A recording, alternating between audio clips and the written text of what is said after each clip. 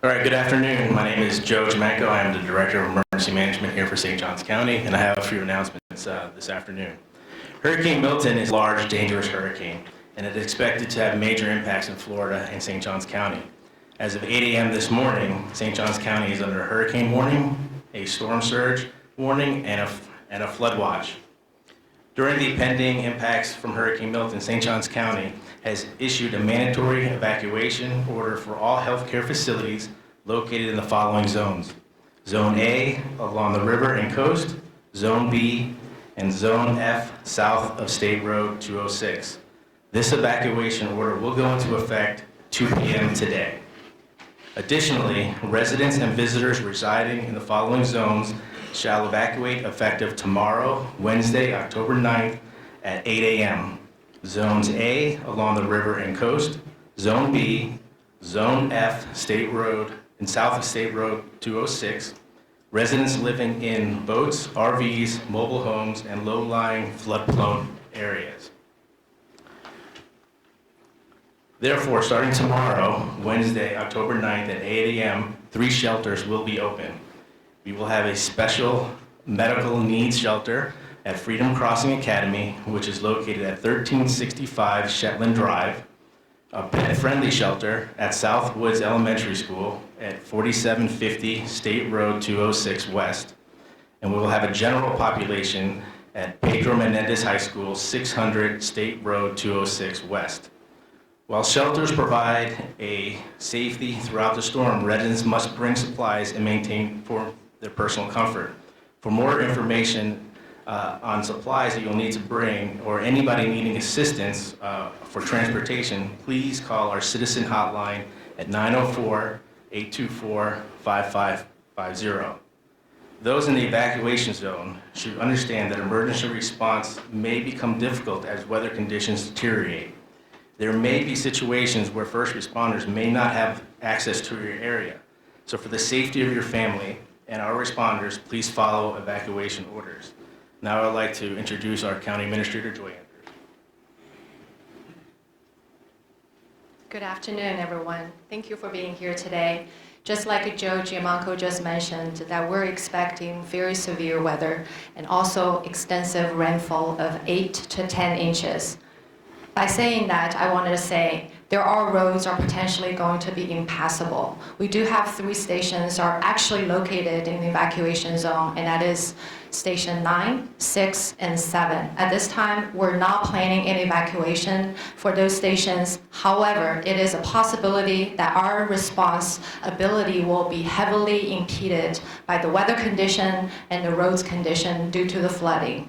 With that said, we purposefully structured the timing of evacuation order of 2 p.m. today for healthcare, and that is assisted living facility and nursing homes. There are 17 of you all, and our emergency management staff has been working with all of you diligently up to this point. Do not wait. Help our senior residents to evacuate as soon as possible. With the rest of the population, we structured evacuation order to be 8 a.m. tomorrow morning. For the same reason, do not wait. If you need to make transportation plan, now is the time.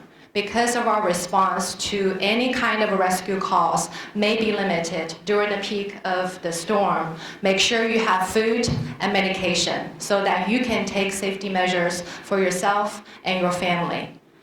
And secondly, I want to give you a quick update on our county normal operation because we are focusing all of our resources singularly on our emergency response and shelter preparation. Our regular county business facilities operation hours will be suspended for the full day of Wednesday and Thursday. So just to take note of that, if you plan to visit any of our facilities like libraries, we will not be opening on Wednesday and Thursday. Thirdly, I want to give you a quick update on the yard debris removal.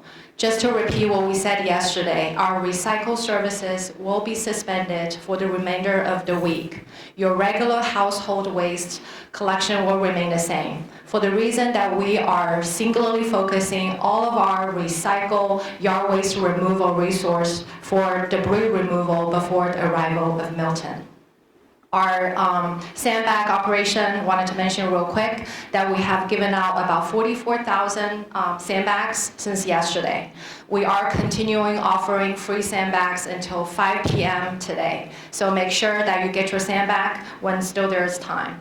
Next, I wanted to thank you for all of your patience. Again, I cannot repeat this enough. Please do not wait. Take safety measures when you can, before the time is here. So next, I wanted to introduce Sheriff Harwick and Chief Avalis to give you very important public safety updates and announcements. Thank you. Sheriff.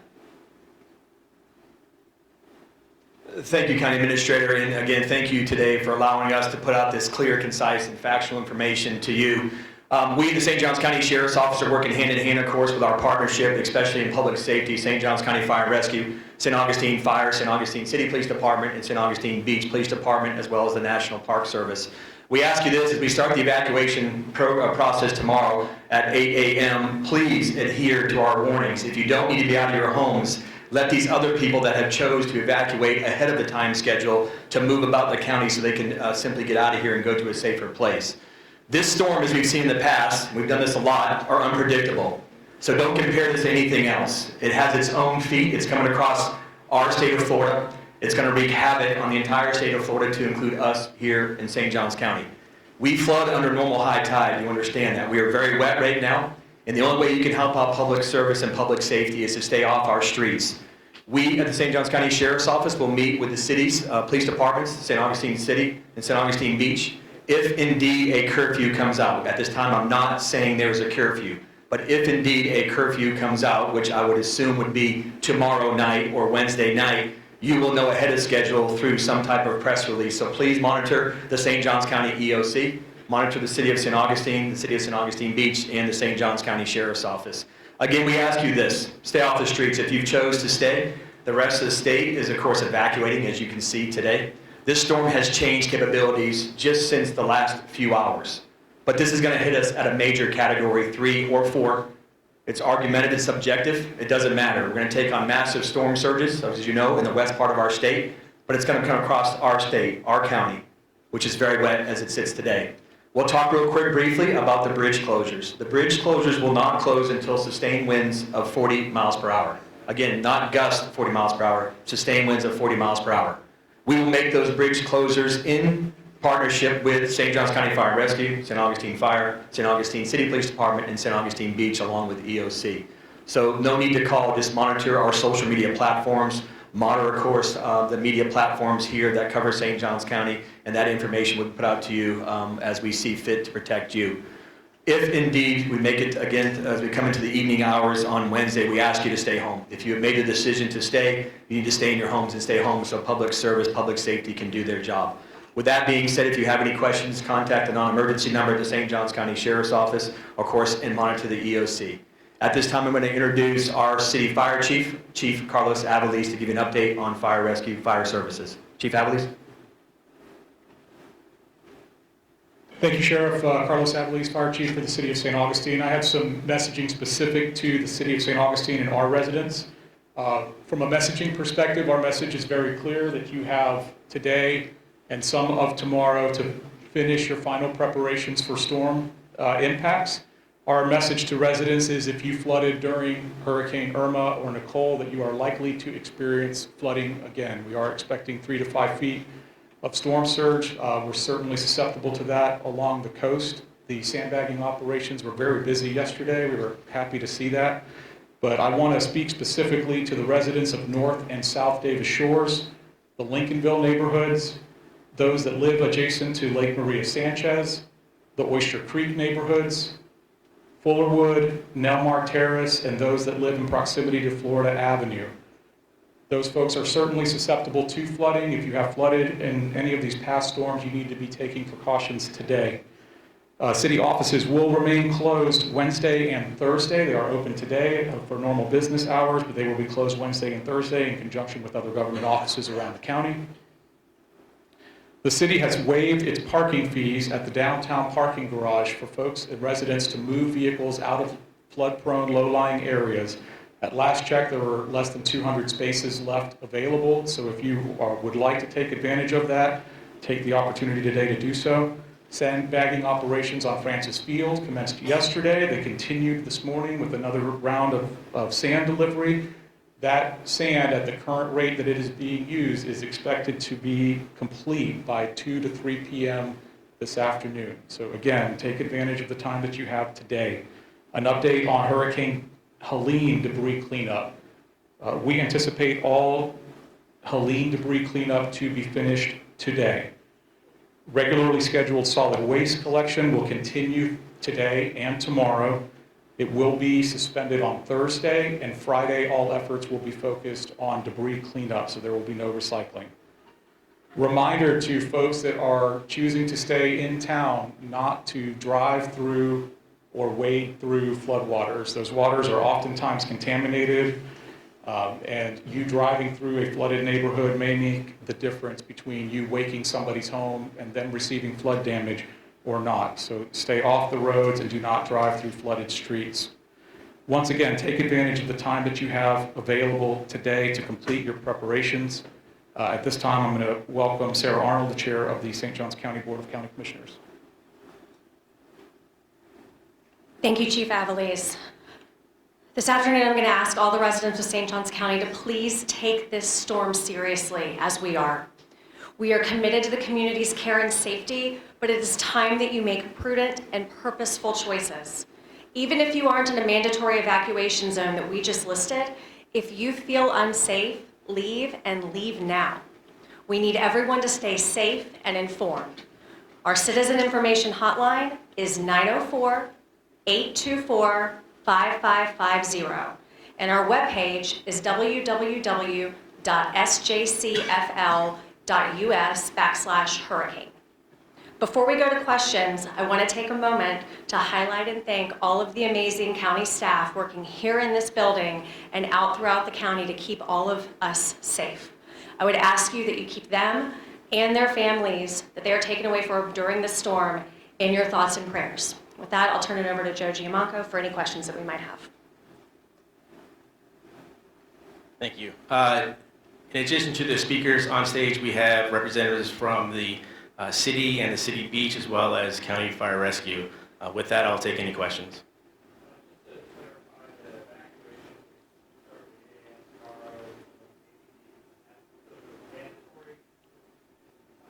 Correct. It's A, B along the river and the coast, and then Zone F south of 206.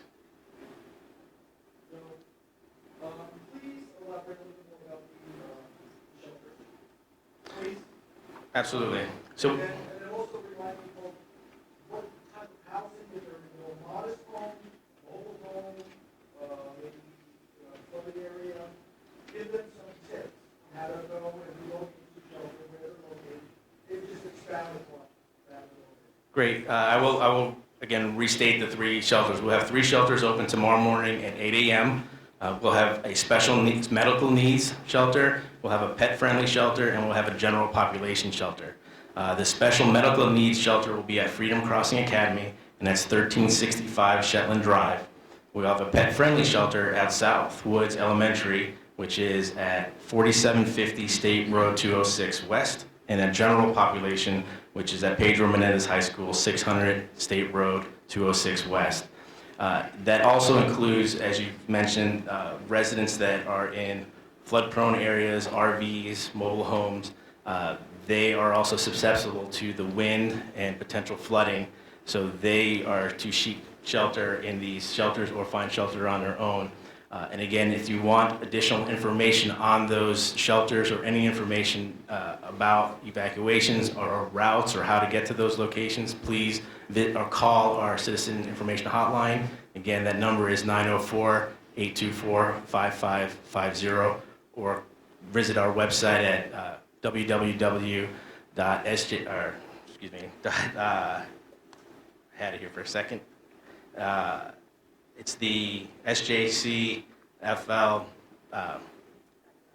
sorry. Yes, it's the www.sjcfl.us/hurricane.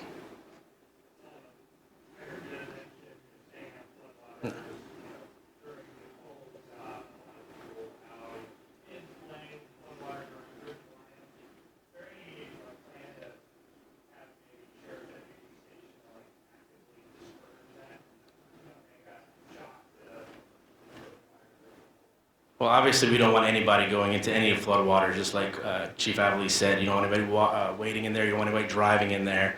I don't know, Sheriff, if you wanted to address that specifically. This is a simple answer. We're going to ask for parents to step up and hold themselves accountable and just hold their children accountable.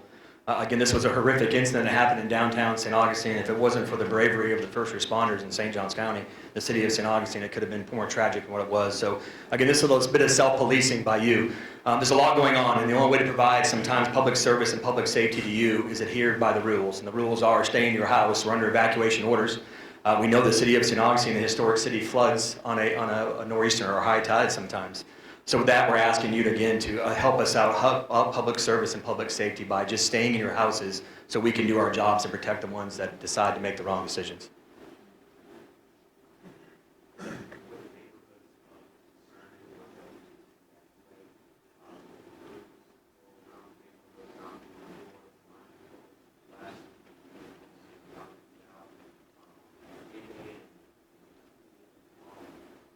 Well, we have, again, we're doing all these news conferences. We're trying to get the message out via social media and as wide net as we can.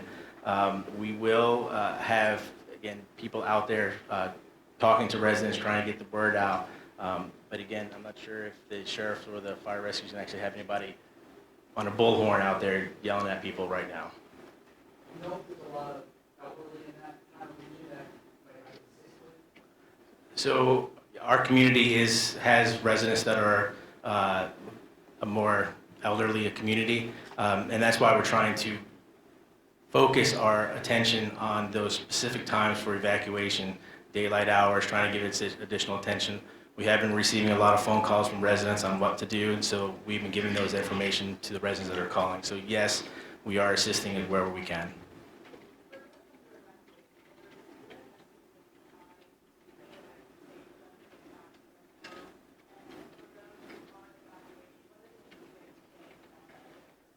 So for the people that have evacuated, again, we have to go through the storm. We don't know what it's going to bring on Thursday and what we're going to see. So that's a little premature to give you exact times or anything when anybody can return to their homes. As for people that are staying, again, follow the mandatory evacuation orders. We do want people to be in harm's way. We don't want to put our first responders in harm's way. But if you decide to stay, again, if you have a medical emergency or something else that's affecting you during the storm, as Ms. Andrews said, there's going to be times that it might be impassable for us to get to you. So you need to understand that. But if you are, you need to prepare by, again, having some water, food, things that are non-perishable that you can sustain yourself at your house.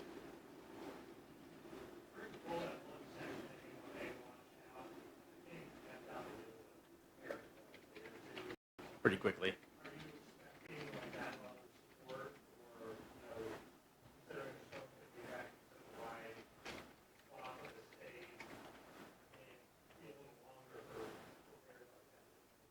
Well, again, you're absolutely right. Again, this storm is affecting the entire state of Florida, as you can see, as it's coming across, and again, really impacting the West Coast, and resources are going to be scarce.